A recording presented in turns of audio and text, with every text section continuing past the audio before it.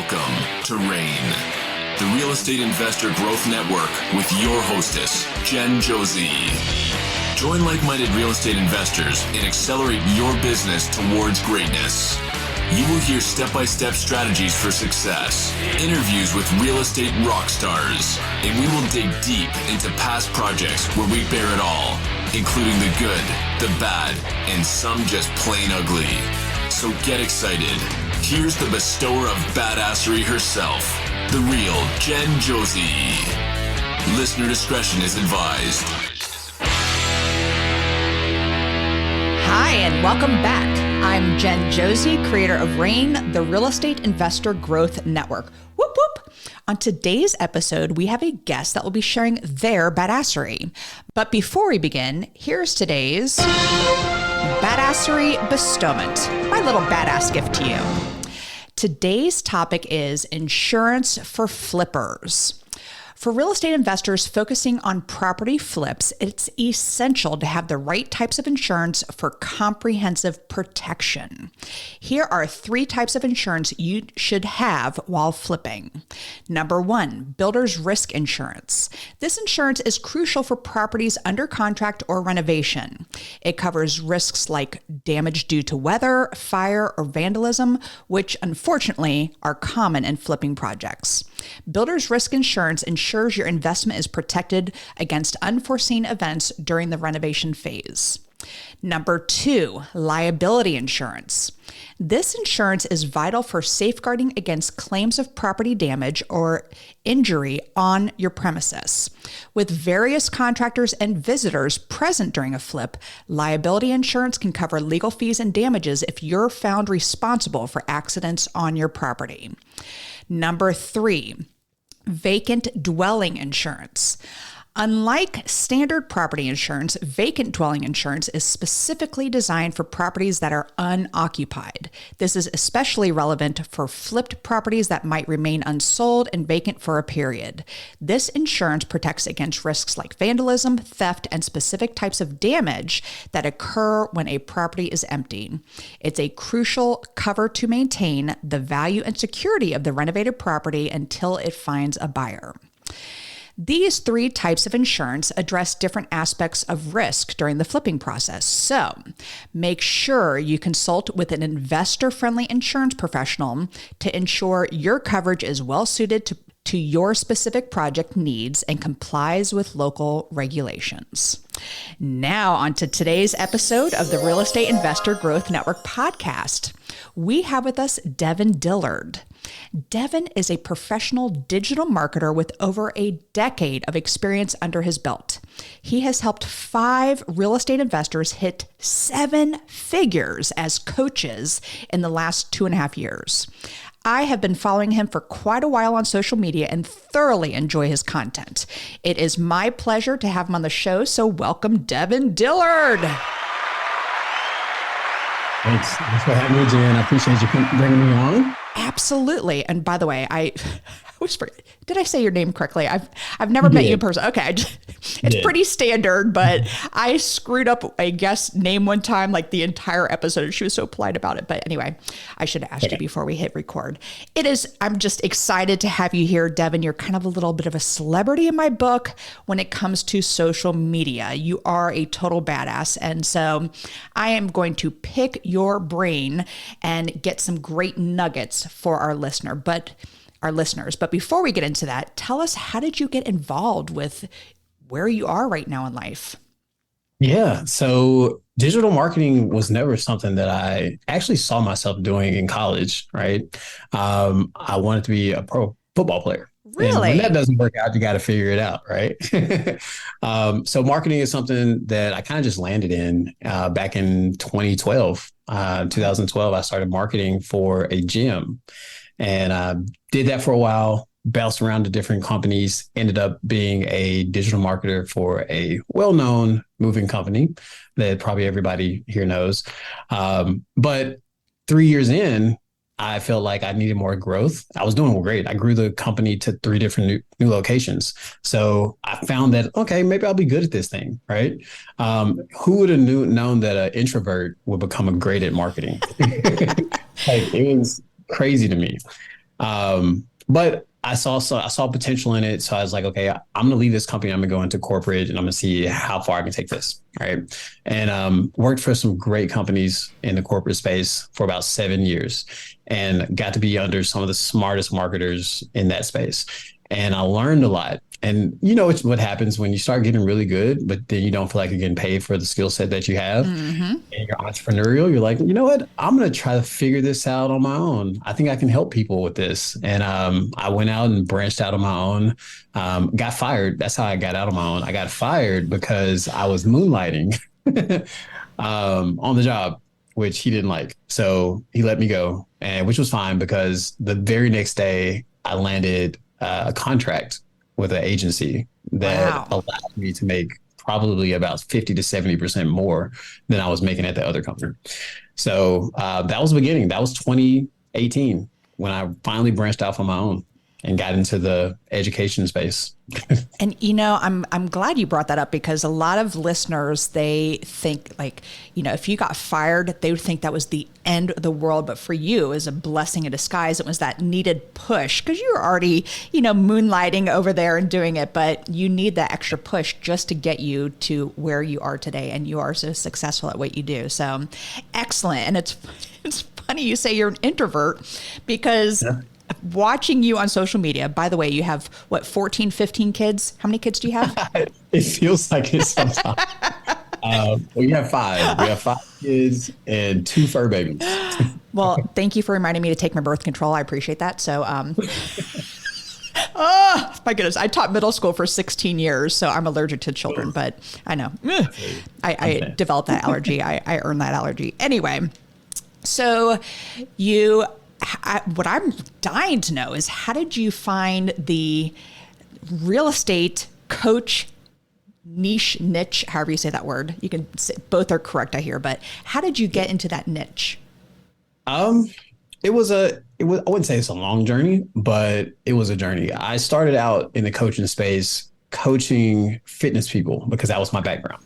Right. I came from an athletic background. I'd been around a lot of gyms, had been a personal trainer myself. And it was right in the middle of COVID when I started really growing it. It was end of 2019, beginning of 2020. And fitness coaches were losing their gyms left and right. And they're like, how do we keep our businesses afloat? So I started coaching them on how to build their businesses online through social media, through courses, through coaching online. And I loved it. I enjoyed it, but I found that niche, like especially as COVID kind of died back down, people wanted to go back to the gym. Right? They wanted to be in the gym. So that niche kind of started transforming again. And my partner, John, who we worked at the same agency together. John Buckley, by the way. We love John Buckley. Yes, shout out to him. Yes. He was working with real estate investors already. One of his very first clients was a real estate investor who was coaching. And he had already had the experience, and we had very, what do you call it? Complementary skill sets. Nice. So the things that I brought were weaknesses that he had, and he had strengths that I was lacking. So we brought it all together, and I was like, you know what? Let's just work with your clients. I like your clients better. And that's what we did. We started focusing and honing in on just working with real estate investors. And and that's where we're at now. That was 2.5, almost 3 years ago. And you work with my work husband, Bud Evans, and he is just killing it. I know you guys are just doing such amazing things for investors. And for my listeners today, you might think, well, how am I going to use Devan Dillard in my life? Because, you know, I'm just a newbie. But you gave me you said this and I had to write it down before we hit recording, but the coaches of today are the coaches of tomorrow are the newbies of today. So if you're listening, you guys have got to start following Devan on social media and see what he does. Because if that's even on your radar, start planning now for your future. But that's not what today is about. We are going to talk a lot about content creation, which is so important on social media. There's all these different crazy algorithms, and you have to be on top of it at all times to know what is actually working. And it's just stupid. In my opinion, I'm like, why do I have to keep up with all this? Why doesn't this just work all the time? So I want to get into content creation, and where it's going to be great for our listeners is that it is going to start, it's a way to grow capital as well as with what you put on social media, because people are watching you, whether you believe it or not. And so let's get into some great nuggets for the newer investors, how they can kind of grow their content on social media. And I'm going to let you take it from here. So, because you are, again, one of the greatest at this. So let's get this going. Yeah. Yeah. So one of the first things that any of you have to learn is picking the right platform for what you're trying to do and what you're good at. Right. Some people are really good on video. Some people are really good at writing things. Right. So you have to find a platform that lends to your skill set. Right. Some people are good at both. I'm not that person, but I wish I was. But you have to find out what's good for you. And to give you some examples, think about the platforms that exist right now. Facebook. Facebook is a place where people go and they hang out and they binge watch cat videos, and they're looking for pictures of people's families, and like they're social, right? They're in a very social mindset. And Facebook rewards video and writing, right? So if you're good at both, Facebook is a great place to be. And if you're great at sharing pictures and video of your family and video of your journey through investing, those are things that you want. That's a place that you want to be. Instagram, totally different world. Totally right? different. Yes. It's very focused on high resolution images, high quality video, and those two things win big. If you don't have an editor or you're not good at editing, Instagram may not be the place for you, right? TikTok's very similar to Instagram, except doesn't have to be as high quality, right? But you have to be good on video, have to show up well, have energy, and be able to capture people's attention. Okay. So those are just some tips on just like how to pick where to start. What about yes, and that's huge. But what about like LinkedIn? Because I hear that's the, untapped one that, people need to be more so on LinkedIn. Do you have any opinions on LinkedIn? LinkedIn is great too. LinkedIn is a place though for education. Okay. When you go on LinkedIn, it's very similar content to Facebook, except it doesn't reward video as much as Facebook does. But you have to be good at breaking things down in a very concise manner. What I mean by that is you don't want to go in and posting in paragraphs and posting long, drawn out pieces of content. Get to the point, knock it out, and then create a story behind it. Okay. And that's the kind of the next thing I was going to run into after picking your platform. You have to get good at telling stories. Okay. Got it. Not just telling stories, right? Because everybody can tell a story. Right. And a lot of people hear marketers say, hey, you should tell your story. Make sure you're telling your story online. It's not just about the story that you're telling. It's about how you narrate the story. Yeah. Like, think about it. Have you ever had a friend who is just like in a group setting, they can tell the same story that you told last week in that same group, but because they're good at narrating a story, everybody's like, ooh, really? And they're like, raw. But when you told it, it seemed like they didn't even care. Right.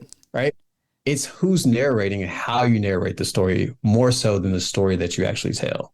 So get good. This is something I invested a lot of money into, a lot of time into, is getting good at narrating stories. So sorry, I didn't mean to cut you off, but give us an example of, as a newer real estate investor, what would be a great story to tell? So one of the things that I've noticed, because I have aspirations of investing and things like that, so I pay attention to a lot of people's content.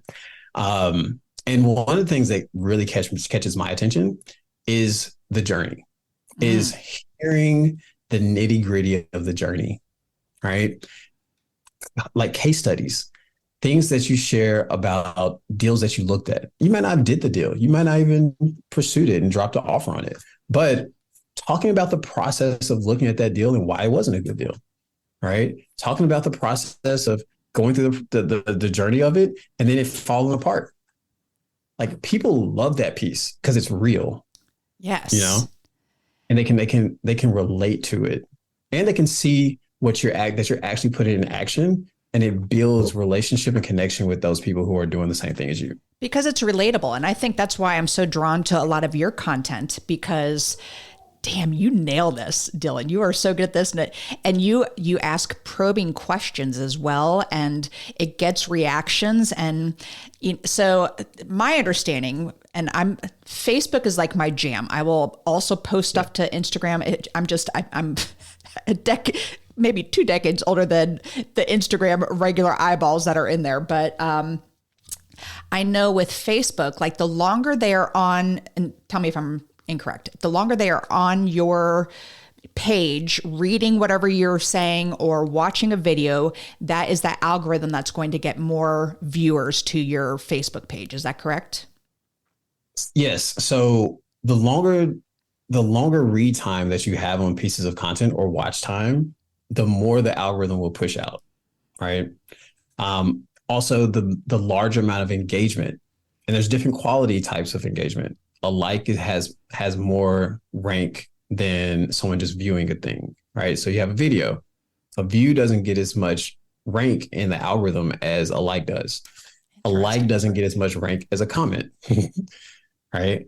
So you want people commenting on your stuff because it starts conversation, and it also gets great in a high rank in the algorithm as well. I love it. And is that just Facebook, or is that also with Instagram and TikTok? I believe it's something that's built into all the platforms. They may measure it a little differently, but if you get people commenting and it goes viral in the comments, like this is how I know a post did really well. And it's kind of counter to what people think. If I make a post and I get more comments than I do likes, that was a great post. All right.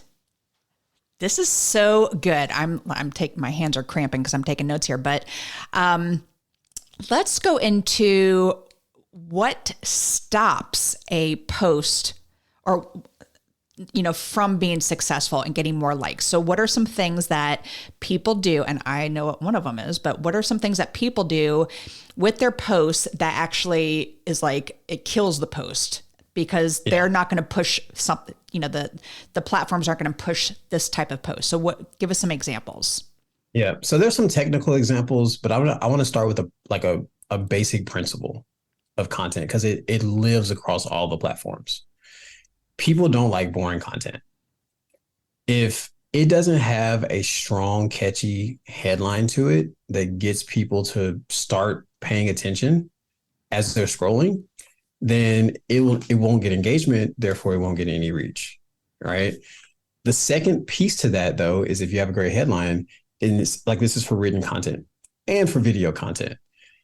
If it doesn't catch people's attention throughout the meat of the copy or the meat of the video, which means that you have to be talking about things that your audience actually cares about. Okay. Right.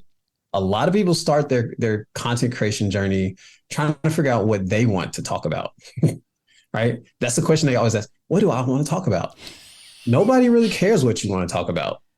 The people that are watching your page care what they want to see, which is what you should care about putting out, right? Is what does my audience need to see and want to see? If you start with those two focuses, that'll get you jump started faster than thinking, what do I like to talk about? So totally different than the response that you gave me here. I have always been told that, like on Facebook, because that's my jam. On Facebook, if your post goes to another website, like here, go here to learn more about, this course I'm selling or whatever, that one gets a hell of a lot less views than say something exactly what you're saying. You're not being boring. You're telling a story. You're being a great narrator. So am I right in saying that? So that's a technical one, right? There are a few technical things because that's not true on every platform. Oh, right. That's something that's true maybe exclusively of Facebook. It also may include LinkedIn. Okay.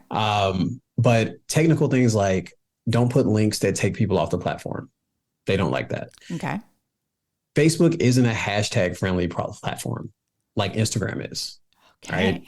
And LinkedIn is. LinkedIn's hashtag friendly as well. Facebook, not as much.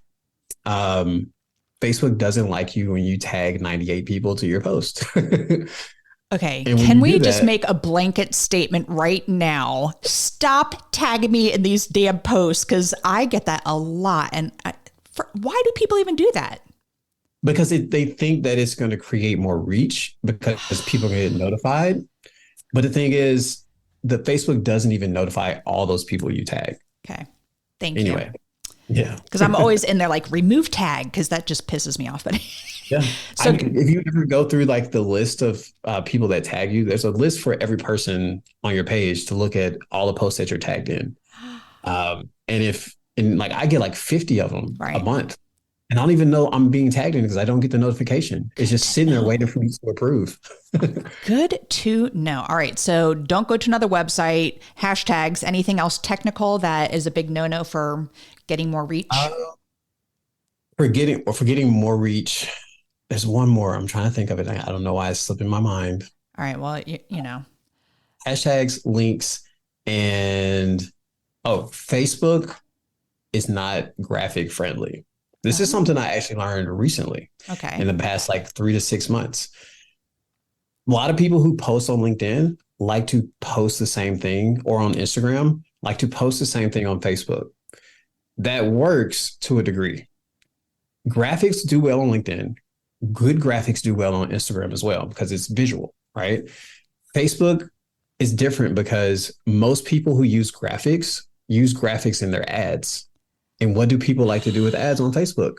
They just like to scroll right past them, right? So if you're posting organic content that looks like advertising content, you're just scrolling past it.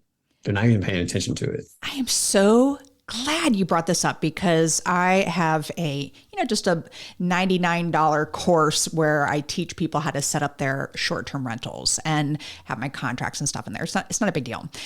But I made a graphic and it did well on Instagram. But in my brain, I'm thinking, well, I don't want to put the website in the link, because then it's going to, Facebook doesn't like that. So I put it in the graphic, like the link to go there. But still, I'm like, why do I have like 3 views on this? So Devan, this is so good. Thank you so much for bringing these up. All right.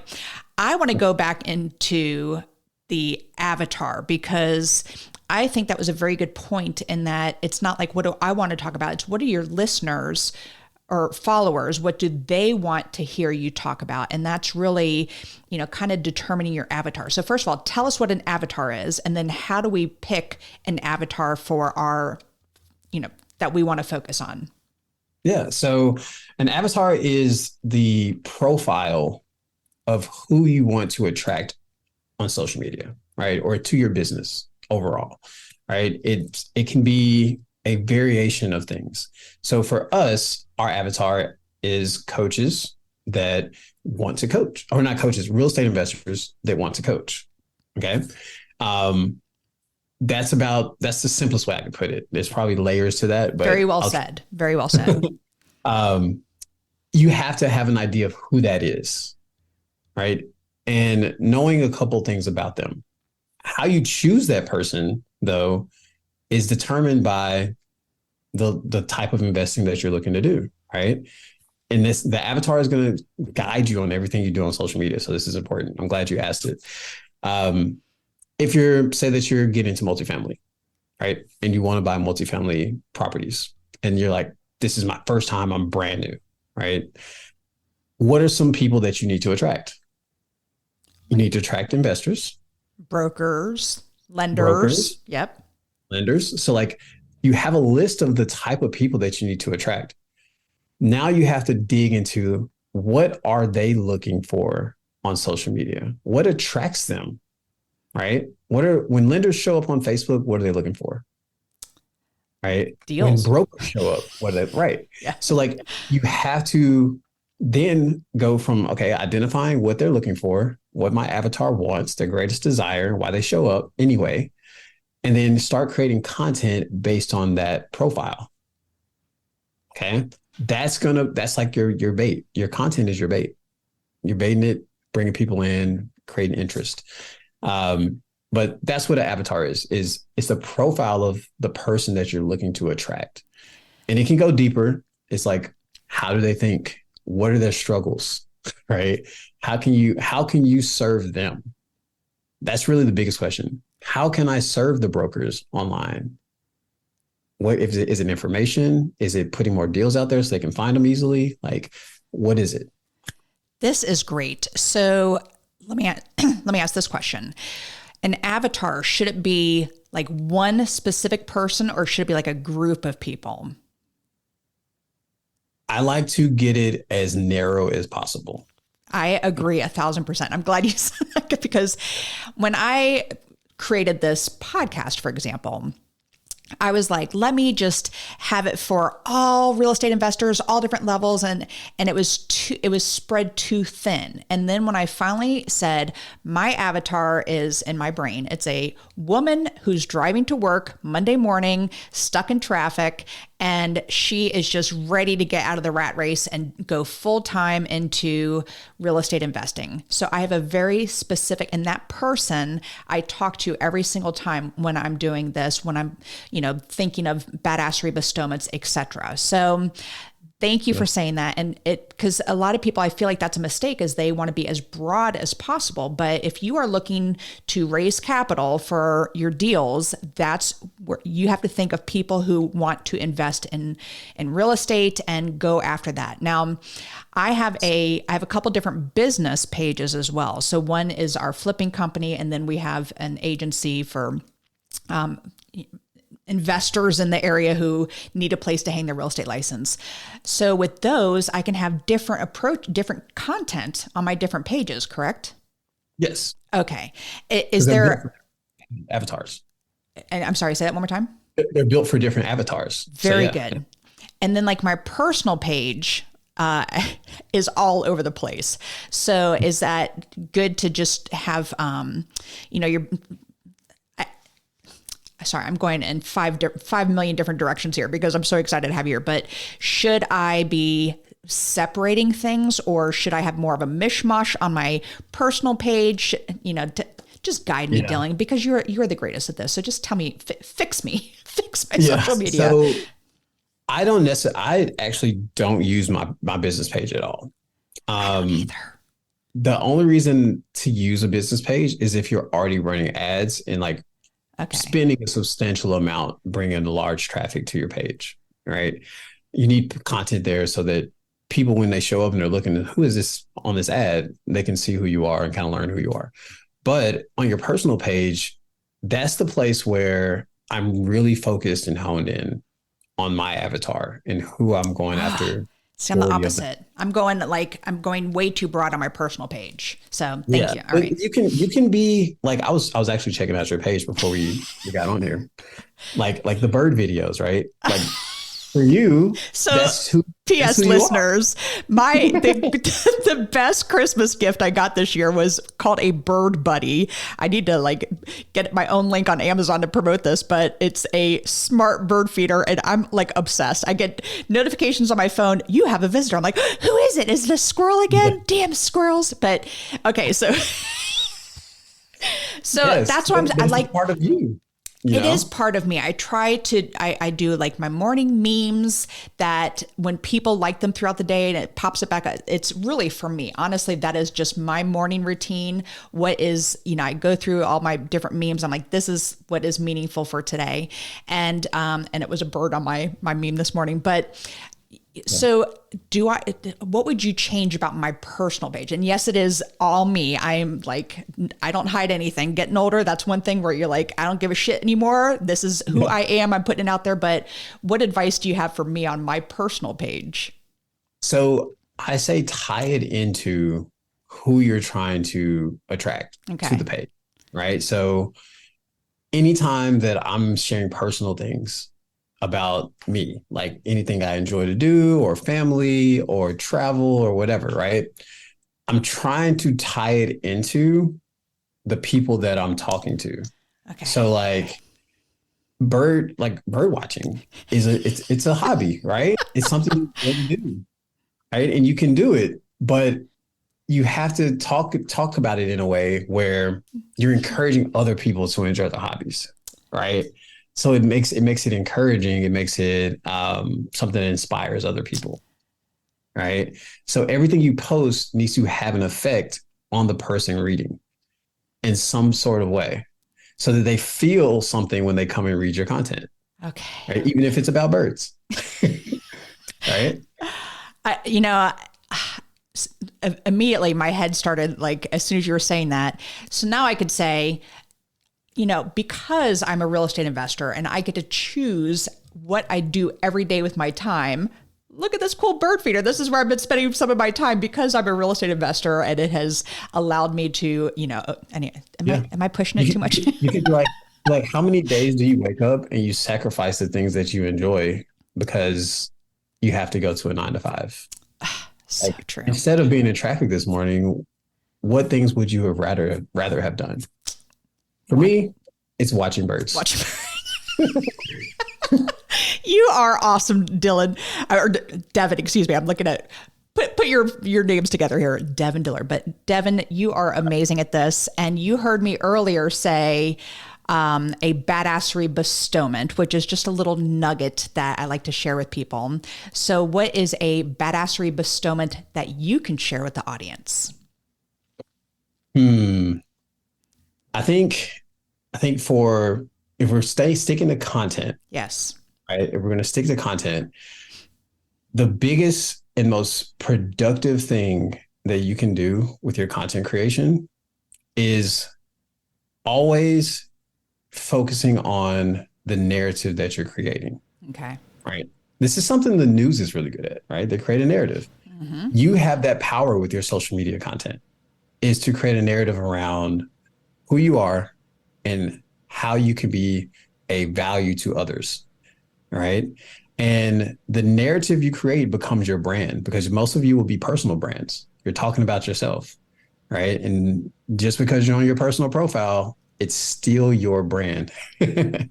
Because that's how you're showing up. So be very strategic about how you create the narrative around who you are, what you're trying to achieve, and who you're trying to attract. Okay. Because that narrative is going to last longer than any post that you put out there. Yes. What people think of you. And that is a great badassery bestowment, because people like to do business with people that they know, like, and trust. And that's huge. You can say, hey, I buy ugly house. Well, we can't use that term because that's copyrighted, but we buy distressed properties. And, are you a tired landlord? You can do all that till you're blue in the face. But people, and I'm so glad you nailed this, like to work with other people that they know, like, and trust. And that is only done through your narrative and getting people to connect with you. And I feel like I know you because you are such a great narrator of your own story on social media. So if you all are not following Devan yet on social media, you need to, because, and again, shocking to know that you're an introvert, but you do just so well. So thank you for sharing these. Exerting a lot of energy. So thank you so much for sharing this. I would like to move on to the second part of the podcast, which is what makes Devan Dillard a badass. And I use the acronym BADASS. And the first letter is B for book. What's a book that's made a huge difference in your life? For me, the one that I always go back to, because I've read it probably more times than I've read any other book, and that is How to Win Friends and Influence People. So good. Which is the introvert side of me. I had to learn how to interact with people in a meaningful way. And that book did it for me. The first time I read it, it completely and radically changed how I interacted in public, in business, in social settings. And I built a lot of connections because of the things I learned in that book. My networking skills went from basically 0 to 1,000 people. Like, now, social media is nothing but a constant conversation with the network around you. That's all it is. It's like being in the room with people 24/7. Yes. And that book really helped me navigate social media in a different way and help me understand how to navigate it. So yeah, How to Win Friends, Influence People. I love it. I'm going to have to crack that open again because it's been a while. All right. The first A in Badass is for advice. You gave us some great advice, but what is the best piece of advice you have ever received? One of the best pieces of advice that I've ever received is that the most unique thing in the market is my voice. Because a lot of times you can get drowned out by trying to mimic your mentors, trying to mimic other successful people online, people in your space. And when you do that, it really silences your voice because you sound just like them. Oh, yes. So if you can find who you are uniquely and bring that to the market, you set yourself apart immediately. And that was one of the best pieces of advice I got from one of my coaches early on. So good. And can I just little sidebar here? The posts that annoy me the most, and they look so awkward and uncomfortable, are the people who they point to different parts on the screen, and then a word pops up as they are going through it's on Instagram or whatever, and you're like, hey, take my course, you will learn to, and then they point and a word pops up. And I think they look so awkward and so uncomfortable. I don't even know where I was going with this, but please just tell me those are completely stupid posts. Tell me those are going away soon. I don't know, but they work for some people. I'm actually one of those people that have no desire to do the pointing. I tried. You look at some of my old stuff from like 2 years ago. I attempted to be a pointer, and after I did like one or two, I was like, you know what? I don't think I have time for this. I don't need to do this. And that's by following someone else and saying, oh, that must work for them. I'm going to see if it works for me. And it just looks completely awkward. Anyway, I had to get that off my chest because I'm with the guru right now with social media. So stop doing those posts, people. All right. The D in Badass is for drive. What drives Devan Dillard to be successful? My biggest drive is hands down my family. Mm-hmm. All 25 of them. Yeah, all the team. You have a basketball team. I do, literally. But it's my family, and then the will to and drive to just be the best and win at what I'm doing. I've always had that my entire life, and like before I had my family, I always had a drive to do great things in whatever I was doing. I was a kid at 7 years old who watched more ESPN than he watched cartoons because I just wanted to be better than everybody else. And I was like, I want to watch these professionals, which has made me very weird, but it made me very good as well. That is funny. That's my drive. And by the way, for your family, we got to give a shout out to Brittany, the one who mothered all these, these children. So you have a lovely wife, Brittany, and we just got to give a shout out to her because, yes, I love it. Absolutely. All right. The second. I couldn't have done it. Exactly. All right. The second A in Badass is for aspiration. I'm a big goal setter. So what is a goal you are currently working on? Right now, it is a goal that kind of lends to my drive, right? I want to break 7 figures in my business with my business partner, working 4 hours or less a day. Ooh, I like it. That is a goal because it gives me time to do all the other things that I really want to do. With Brittany and the family and the fur babies as well. So exactly. Yes, very good. And how are you going to achieve that goal? Right now we're building out systems for delegation and a lot of automation. We're working on behind the scenes on some AI stuff for content.